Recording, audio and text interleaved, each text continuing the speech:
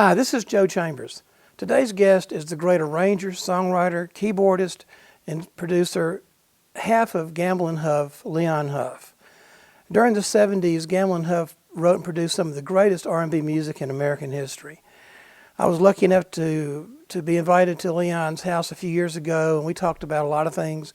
Today, the clip is about how they wrote and produced Me and Mrs. Jones, sung by the great Billy Paul. If you like what you see, please be sure to hit like, subscribe, and the notification bell so you don't miss any of our new content. Hope you enjoy it. Leon Huff. Are you still getting covers on some of the earlier songs, or people still Yeah, sampling too. sampling too? Yeah. Yeah, I mean, they sample that catalog. Wow. And still covers.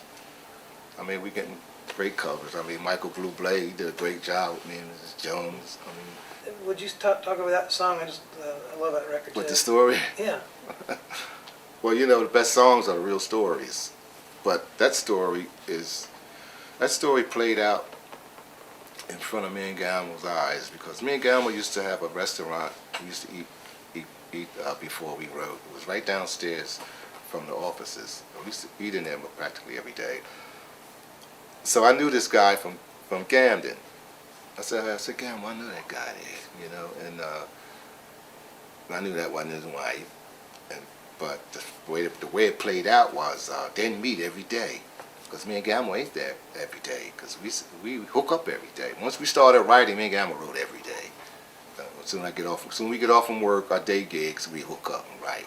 So, but when we got a chance, when the music started taking care of itself, then when we started making a little money, then we could dedicate time.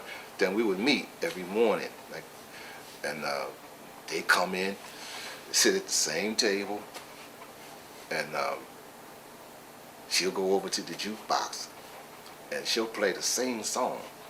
But that's how focused me and Gamble was on that. So I said, Gamble, yeah. He said, yeah, okay, you know. And when the time after they ate and get ready to leave the restaurant, she'll go her way and he'll go his way, and that's the way the lyrics was written. And we wrote that story as we seen it. You know, but Gamble, you know, he improvised on the story, you know, but it became a natural story. But I remember us sitting around trying to figure out which name to call them. That was the funny part of it. I said, what should we name the characters? So we had a whole list of names: Smith, Johnson, you know, all the names. I went in even telephone book to try to find names, you know.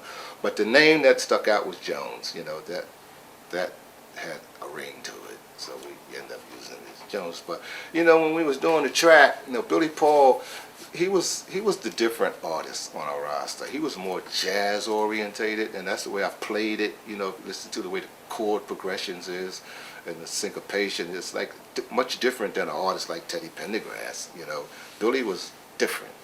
And well, I remember being in the studio listening to the playback, the track. I was like, well, yeah, okay. But what was happening was it was so different that it grew on me. But it became a huge record. You know, the story must have related somehow. You know, but Billy was one of our most favorite different artists. You know, we was doing different stuff with Billy Paul. So Me and Mrs. Jones, that record took off. Well, he did all that. You know, I can't even try to do it, but when it came to the break where he just says me and Mrs. Jones, he did all the you know. That's Billy. That was him doing that. Billy was creative like Okay. that. You know, that's another thing about our artists. They were creative in their own right. They knew their voices.